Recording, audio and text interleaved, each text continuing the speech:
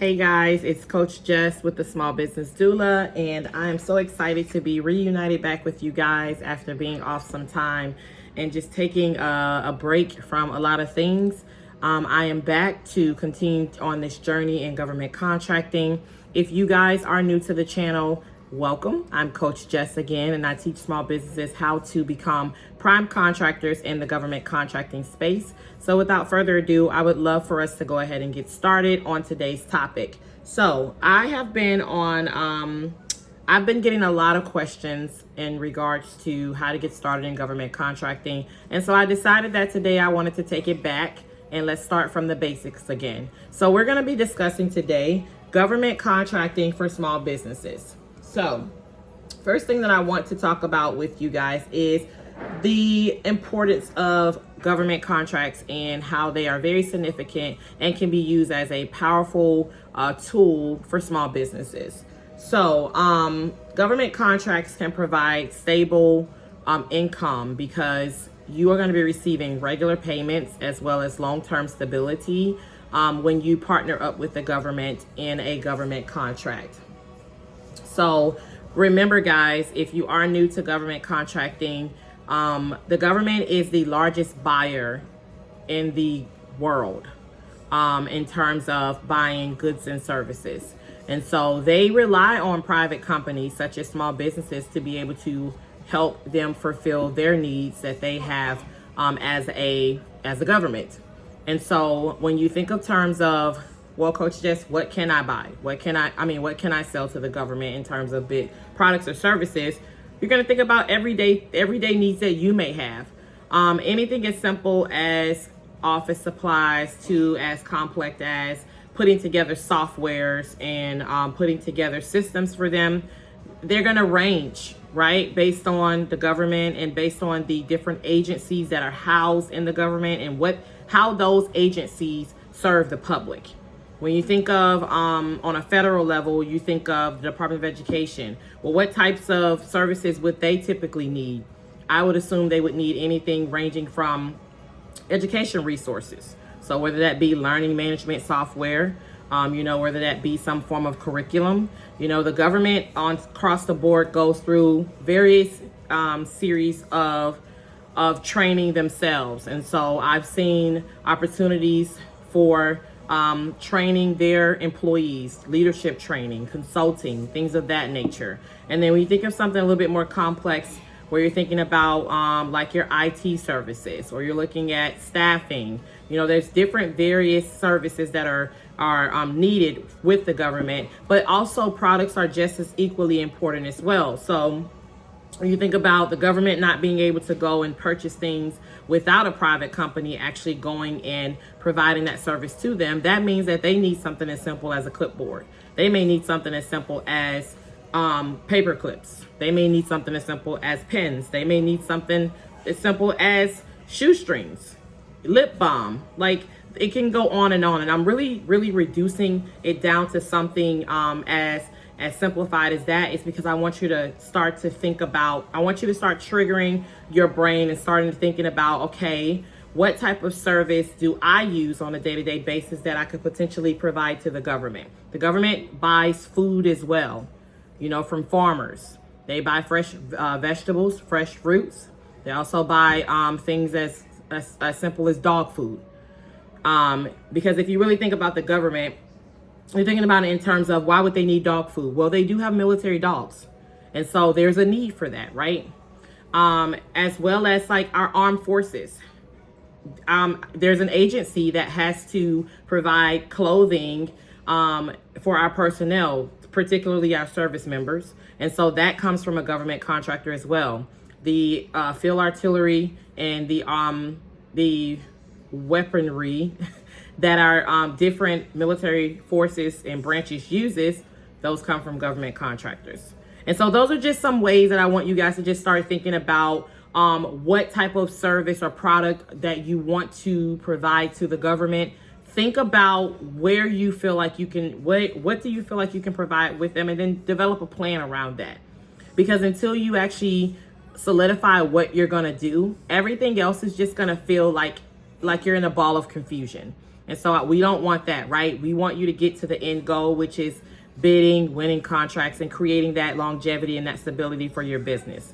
So if you haven't started there yet, I would recommend that you start there. Now, for those who already have an idea of what they want to do, what they want to provide, your next step is going to be getting registered in SAM. There are some people who have their businesses that are not registered in SAM. And so if you don't know the process of how to do that, I do have a video that is on the page, on the channel, that you can kind of go back to. I'll also try to link it in this video so that you can go back and actually walk through the steps of registering your business in SAM. For those of you who are already registered in SAM and are just kind of at this point where you're ready to start bidding, then I want to also talk to you as well. We're going to discuss today just some standard overview of how to put a proposal together. So first, let me just backtrack a little bit. Let me go back over, for those who are just kind of at the beginning stage and have not gotten registered in SAM, we're going to go over just a simple definition of what government contracts is. So government contracts are, again, they're agreements where the government purchases goods or services from private businesses, typically small businesses. They purchase them from large corporations as well.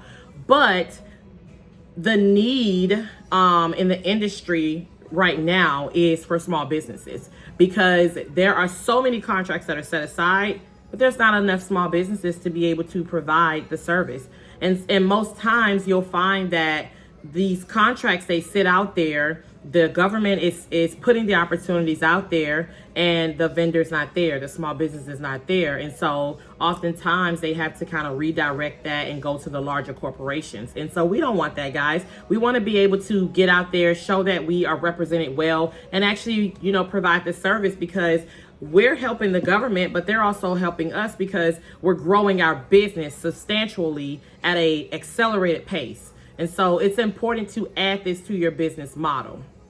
I also like to tell people as well, government contracting should not be your primary source of income. It should be one of the sources of revenue for your business, but it should not be the primary, because just as there's highs and lows on the commercial side of things, there are also highs and lows with government contracts. So let's say you get a contract, and your contract, you're awarded a contract, and that contract is only for 60 days.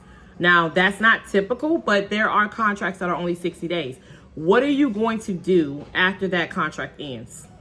It cannot be the primary source, because that business needs to continue to run as an entity, right? And so those are different ways that you need to think about how you structure revenue inside of your business. My mentor tells me all the time that when you provide a service, whether it's one service that you're starting out with, whether there's multiple services, you should do what's called revenue mapping. And basically you're taking that service and you're identifying how much money you want that service to provide for you in terms of revenue. And then that way you can decide how you attack, or go after, rather, in a more gentle word, go after your target audience or your target customer. So that's just a gem I wanted to drop. So anywho, government contracts are an agreement purchasing goods from small businesses such as ourselves.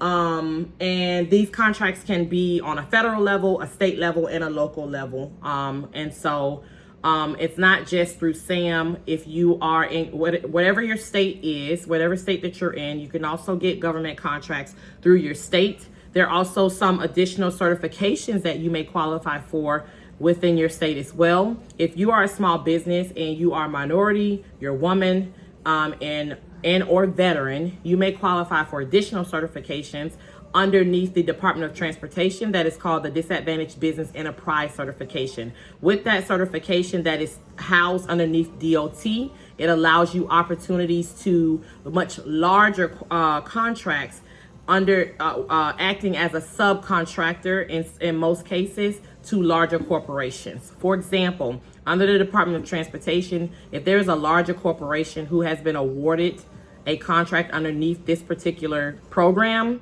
inside of that contract,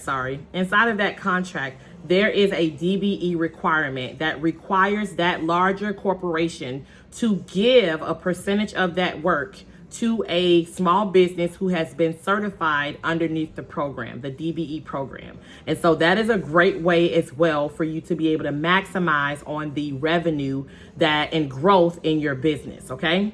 That's on the state level.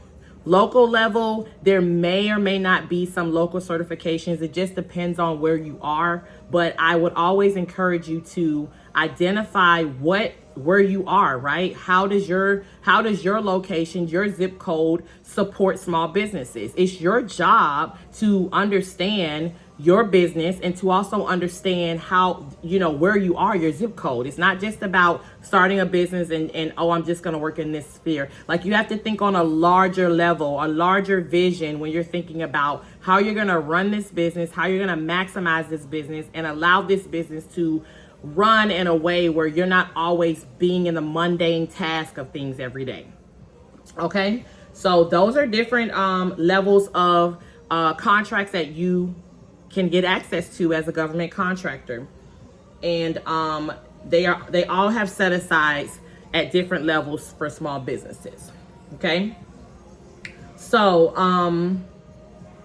now let's talk about just like your basic requirements. So for those of you who are at the point where you're ready to get started in SAM to get registered, again, that link is that video is on my channel, so you can go check that out. And I walk you through step by step. I also have an updated version where I walk you step by step through how to do your SAM registration. The main thing that I will say, guys, that has been really something I've listened to or heard rather in terms of the industry is making sure that you are properly classifying your services with your NAICS codes and PSC codes inside of SAM. If there's an opportunity that you want to go after and that NAICS code and PSC code is not listed in your SAM registration, it will automatically disqualify you. So look, what I like to tell people is if you found an opportunity and you know you can provide the service, then just go back into your SAM registration and update the registration prior to you being awarded, preferably before you submit your proposal, because you don't know at what time that contracting officer will check those codes, and you also don't know as well how long it will take for SAM to complete the update. Sometimes it can be 24 hours, sometimes it may be longer. You just don't want to run that risk, and so I would recommend that you do it prior to you submitting your proposal. But that's the main areas that you want to focus on. Of course, you want to go through your IRS validation and all those things, but make sure that you're putting in the appropriate NAICS codes and PSC codes that are catered and tailored to the services that you provide. Okay, so after you've been registered in SAM, that process has already been done. What you want to do is start learning how to identify procurement opportunities inside of SAM. If you don't know how to do that as well, I do have a video that is called, I think, How to Get Started in Government Contracting or Mastering Government Contracts. One of them, I'm going to try to link it in the description box as well. But you want to go back and go through that video because I walk you through how to find those opportunities. Okay. So once you found the opportunities, then you will be ready to get started with bidding. So first things first, I have a video for finding the opportunities. I also have a video on how to read solicitations, but I also want to just make this note. When you are reading solicitations, it's important that you familiarize yourself with the government contracting terminology. And so you may hear me say solicitation, you may hear me say proposal, you may hear me say statement of work, all those things. But it's important to understand that a typical solicitation document includes several sections. So you're going to have your cover page, your statement of work. Your statement of work is basically an outline of what the services are. What do they need in layman's terms? What exactly do they need? That's going to be found underneath the title statement of work, or it may be found underneath scope of work. It may also be found under the name performance work statement.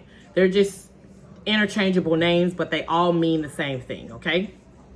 Also, there's also going to be in those documents an evaluation criteria as well as submission instructions. Now, it may not always be called submission instructions. It may also be called instructions to offerers.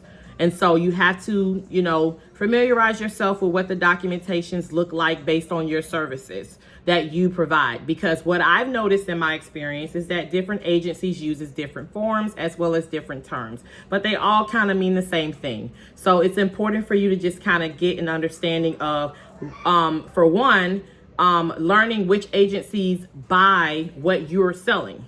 So for example, if you're selling a product, it's most likely going to be bought underneath the DLA, but then there's a sub agency who actually purchased that product. And so it's important to learn about that agency, because the more you know about them, the more you can better serve them. It's like working with any commercial client, right? So you want to learn that so that you can learn how they structure their solicitation documents, what does the submission process typically look like for them, and things of that nature. And so that's you're going to find that as you begin to start reading about solicitations and going through different solicitation documents. Okay. So one last tip that I would like to provide is that make sure that you pay close attention to the submission instructions, because in there it's going to tell you how to submit your proposal. And if you miss any steps in there, it could potentially qualify or disqualify your proposal, which means they won't look at anything if you have not met those requirements. So like I said before, it's either called submission instructions. Typically what I see it's called is instructions to offerers. And so make sure that you're checking that off, to ensure that you're meeting all the requirements. Okay. So I want to touch over briefly about how to prepare a proposal. So a strong proposal is going to typically include an executive summary. And so that executive summary is going to say ABC company is a manufacturing company. We've been around for 20 plus years and we provide ABC services, to our clients. And it's basically going to be an overview of what your company is and what services that you provide. And you always want to think about your core competencies to include inside of this executive summary. And so that will be one of the main components of your proposal that you want to provide.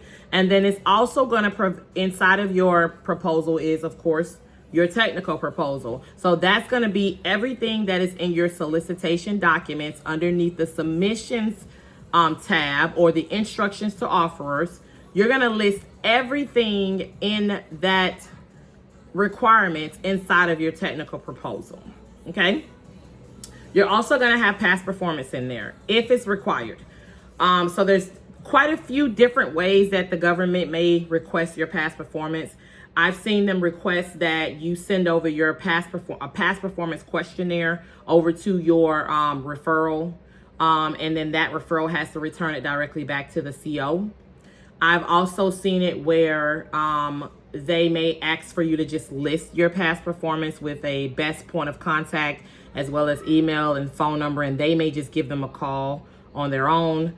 I've also seen where if you're already inside of SAM, they may just check out your CPARs, which is like a past performance type of database that allows them to be able to see your performance on previous government contracts. But let's say you don't have any previous government contracts, then you can also use like your commercial experience as well, and just use professional references to be able to verify what you've already put on paper. And so past performance is going to be a part of your proposal as well as pricing. Okay.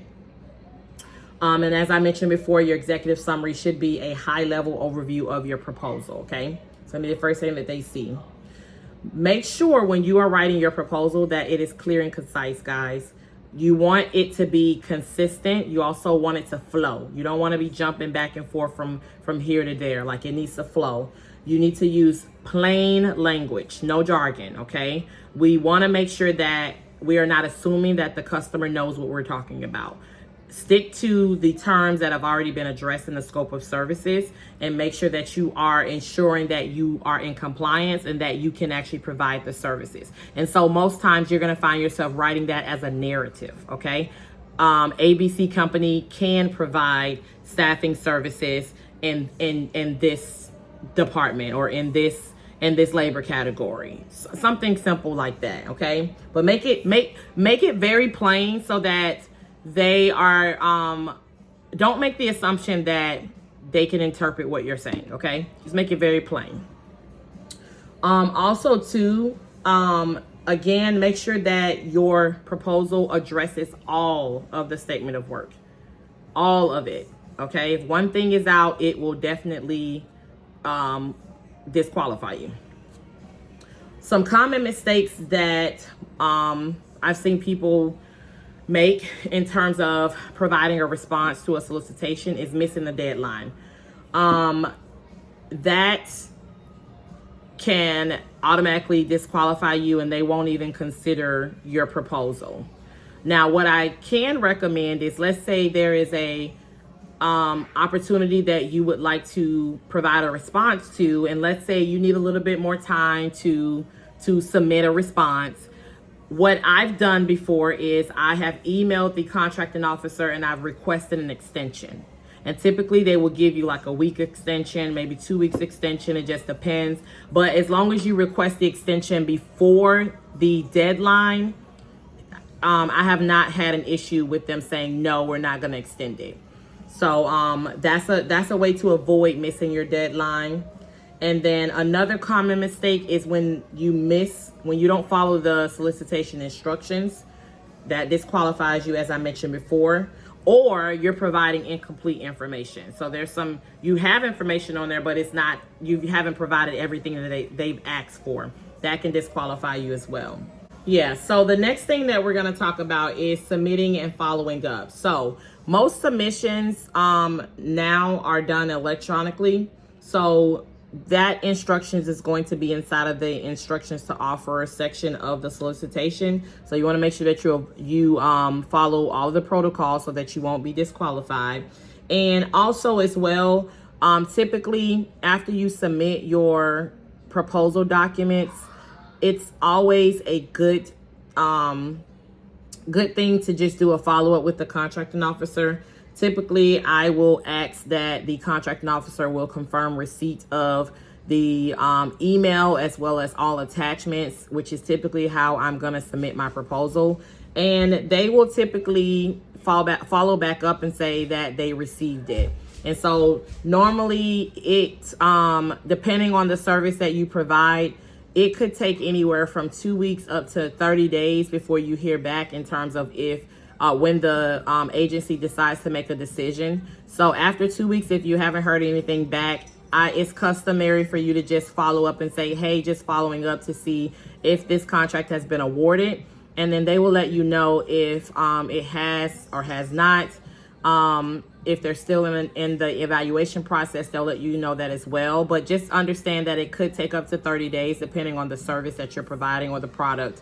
That products are a little bit different, but basically on the services side of things, it could vary in terms of 2 weeks to 30 days on hearing back for an award. So guys, I hope that this video was very insightful and gave you a little bit more information to kind of take and run with while you're on this journey. If you have not done so, please subscribe, like, and share. We want to continue to grow this community. The goal is to get as many small businesses registered and listed as government contractors as possible, because again, guys, we need to grow our footprint in this industry. And if they're going to set aside contracts for us, then we should be going after those opportunities, guys, right? Well, again, I will see you guys in the next video. And until then, take care.